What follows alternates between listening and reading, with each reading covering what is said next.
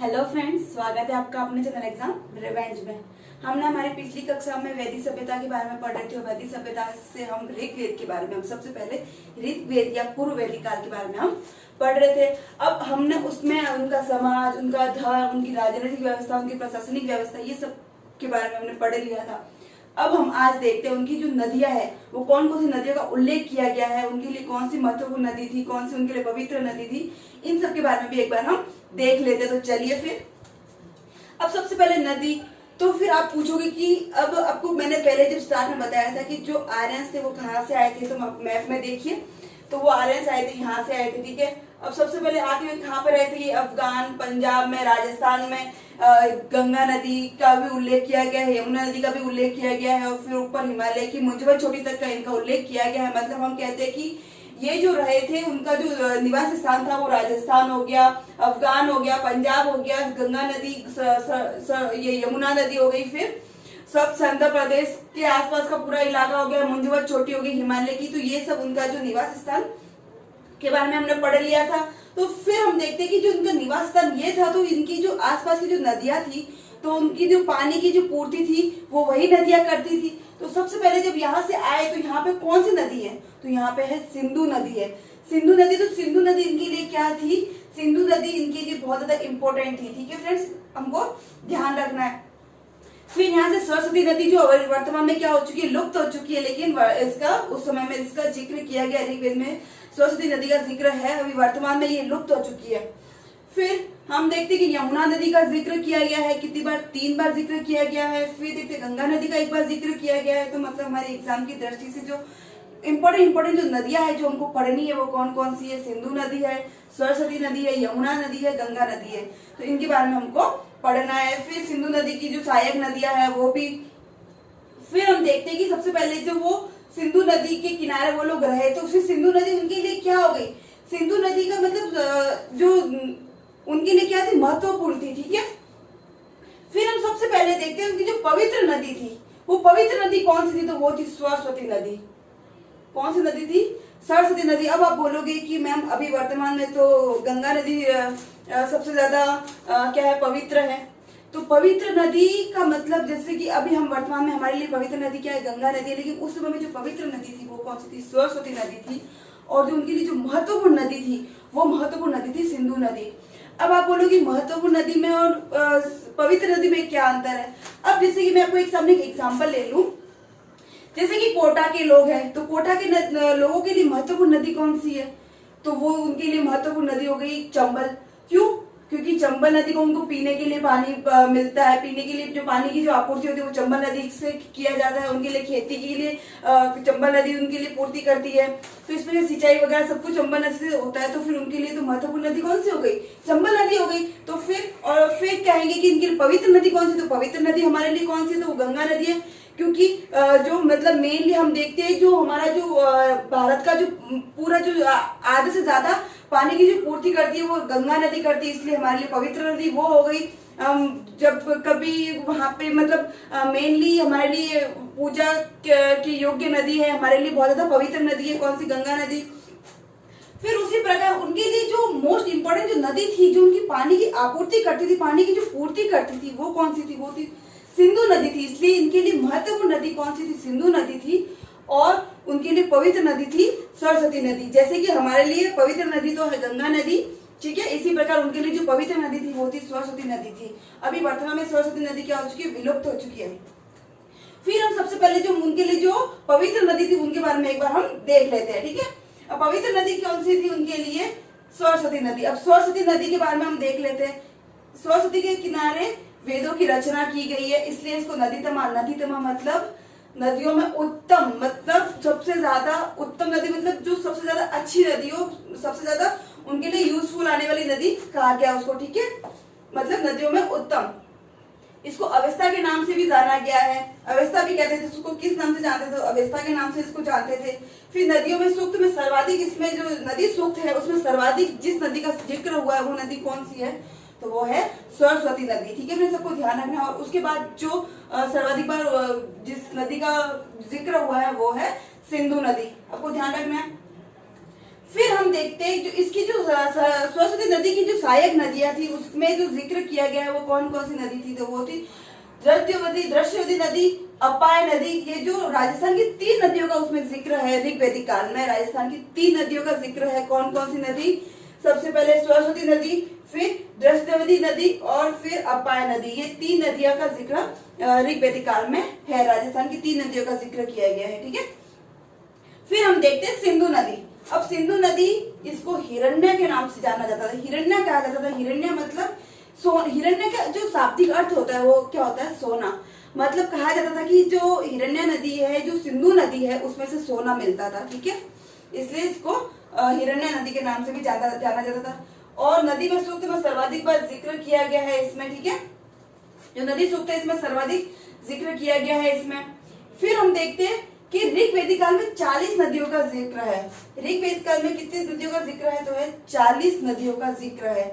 फिर ऋग्वेद के 10वें मंडल में कितनी नदियों का जिक्र है? तो वह 42 नदियों का जिक्र है। फ्रेंड्स, आपको ध्यान रखना है।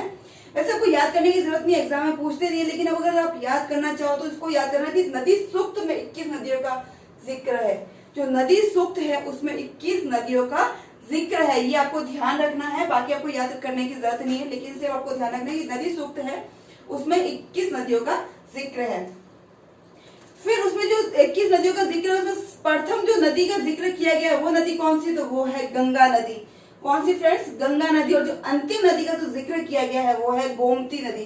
कौन सी नदी? गोमती नदी। ठीक है, फिर हम जो दूसरी नदी है जिनको उस समय में किस नाम से जाना जाता था, जो भी वर्तमान नाम है उनके जो ऋग्वेद काल में उनको किस नाम से उनको संबोधित किया गया था वो एक बार हम देख लेते हैं। फिर जो सतलज नदी है उसको शतुही कहा गया है। क्या कहा गया है? शतुही। फिर जो झेलम नदी है इसको विस्तमा कहा गया है। व्यास नदी को विपासा। क्या? विपासा। विपासा बसु नहीं, सिर्फ विपासा कहा गया है। ठीक है, आपको ध्यान रखना है। फिर चिनाब को अस्किनी कहा गया है। फिर रावी को परुष्णी कहा गया है। और परुष्णी नदी के किनारे एक युद्ध हुआ था। कौन सा युद्ध हुआ था? भरतवंश के राजा का दासराज युद्ध, जो मैंने आपको पहले जो पढ़ाया था मैंने आपको बताया था। दासराज युद्ध कौन सी नदी के किनारे हुआ था? तो वो हुआ था रावी नदी के किनारे, जिसको परुष्णी नदी कहा जाता है। ठीक है, फिर आपको एक बात ध्यान रखनी है कि दशपथ ब्राह्मण ग्रंथ में 2 नदियों का जिक्र किया गया है। ठीक है, आपको ध्यान रखने की जरूरत है, लेकिन बस एक बार अपने ज्ञान की वृद्धि के लिए आप एक बार उसका जिक्र कर सकते हो, उसका ध्यान रख सकते हो। फिर फ्रेंड्स, अब जो आर्यों की जो पवित्र नदी वो कौन सी थी? सरस्वती नदी। और जो सिंधु नदी थी वो क्या थी? उनकी महत्वपूर्ण नदी। ये दोनों नदियों में आपको इंपॉर्टेंस ध्यान रखनी है कि जो सिंधु नदी थी, सिंधु नदी क्या थी? उनके लिए महत्वपूर्ण। सिंधु महत्वपूर्ण थी। क्यों? क्योंकि उनके लिए जो पानी की पूर्ति करती थी, जो सर्वाधिक उनकी पानी की जो पूर्ति करती थी वो कौन सी नदी थी? तो वो थी सिंधु नदी। और उनके लिए जो पवित्र नदी थी, पवित्र नदी कौन सी थी? वो थी, हमने पढ़ा, सरस्वती नदी। ठीक है, कौन सी? सरस्वती नदी। इन दोनों को ध्यान में रखना है और इन दोनों में एग्जाम में क्वेश्चन भी पूछे जाते हैं, इसलिए इसमें आपको डिफरेंसेस करना आना चाहिए। जो महत्वपूर्ण नदी है वो सिंधु और जो पवित्र नदी है वो है सरस्वती। पवित्र नदी सरस्वती इसलिए कहा जाता है क्योंकि इसके किनारे वेदों की रचना भी हुई है, इसलिए इसको पवित्र नदी माना गया है। ठीक है, इसको नदीतमा के नाम से जाना जाता है। नदीतमा मतलब नदियों में उत्तम। अब नदियों के बाद हम देख लेते हैं इनकी जो आर्थिक व्यवस्था थी वो किस प्रकार से थी। ठीक है, तो चलिए फिर इनकी जो आर्थिक व्यवस्था थी वो सर्वप्रथम वो जो लोग आए थे तो वो लोग क्या थे? उस टाइम घुमत्तु थे। घुमत्तु मतलब घूम घूम कर अपना गुजारा करते थे। तो जो उनका जो सर्वप्रथम उनको पशुपालन करते थे। वो क्या करते थे? पशुपालन। पशु में आपको पता ही है कि जो गाय थी वो गाय उनके लिए क्या थी? बहुत ज्यादा पवित्र पशु थी। ठीक है, फिर इनके जो उपासक जो देवता थे वो पशु संपदा को ही अधिक मतलब मांग करते थे। पशु संपदा की ही मांग करते थे, इसलिए उनके लिए क्या थी? पशुपालन अधिक महत्वपूर्ण था। ठीक है, फिर देखते कृषि। इसमें अब आप बोलोगे कि जो पशुपालन करते थे तो क्या वो लोग कृषि नहीं करते थे? वो लोग कृषि भी करते थे, लेकिन पशु का क्या था? उनके लिए महत्व अधिक था। कृषि का भी उल्लेख किया गया, उसमें 24 मंत्रों का उल्लेख है, 24 मंत्रों का जिक्र किया गया है। फिर एक युद्ध के लिए गवेषणा शब्द का जिक्र किया गया है। अब युद्ध सबसे पहले मेनली किस लिए युद्ध होते थे? ऋग्वेद काल में तो कोई राजा महाराजा कोई था ही नहीं, किसी का कोई शासन था नहीं कि उसके लिए युद्ध होते थे। तो पहले जो संपदा थी वो क्या थी? उनके लिए मेनली जो महत्वपूर्ण थी वो थी गाय, पशु। ठीक है, क्योंकि वही उनका गुजारा करती थी, इसलिए गायों के लिए क्या करते थे? वो लोग युद्ध करते थे, लड़ाइयाँ करते थे। तो जो वो जिक्र किया गया वो क्या है? गवेषणा मतलब गायों की खोज। गायों के लिए किए जाने वाला युद्ध मतलब गायों के लिए की जाने वाली लड़ाई। ठीक है, वो युद्ध को क्या कहते थे? गवेषणा को ध्यान रखना है। इसमें घोड़े का जिक्र है, कितनी बार किया गया है, तो वो 215 बार। ऋग्वेद काल में 215 बार घोड़े का जिक्र किया गया है। घोड़े क्या था, उनके लिए बहुत ज्यादा महत्वपूर्ण था, और गाय क्या थी, उनके लिए पवित्र थी, ठीक है, क्योंकि वो मेनली युद्ध करते थे, इसलिए घोड़े का यूज उनके लिए ज्यादा था।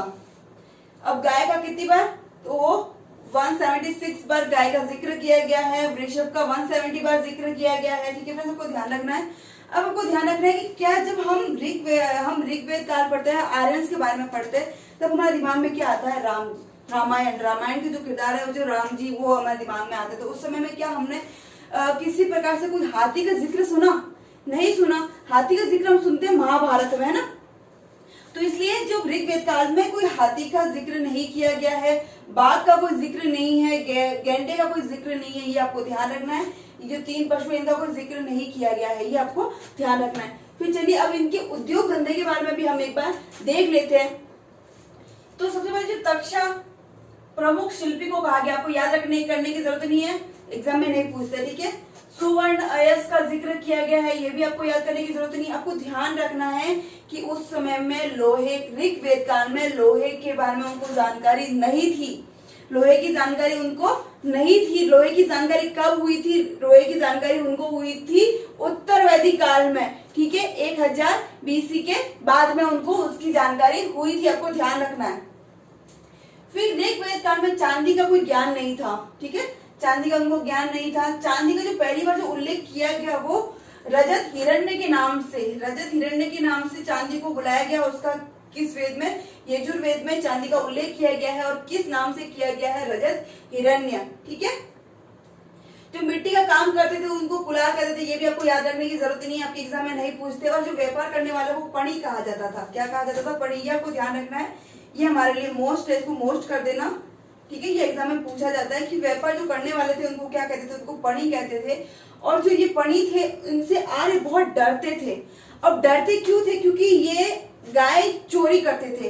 कौन, पणी, गाय चुराते थे, इसलिए इनसे आर्य क्या करते थे, डरते थे, ठीक है फ्रेंड्स। इससे आगे की हम जानकारी कल हम पढ़ेंगे। और अगर अब तक का वीडियो में आपका पसंद आया हो तो प्लीज हमारे चैनल को लाइक और सब्सक्राइब करें, और हमारे साथ ऐसे ही अपना प्यार बनाए रखें। Thank you.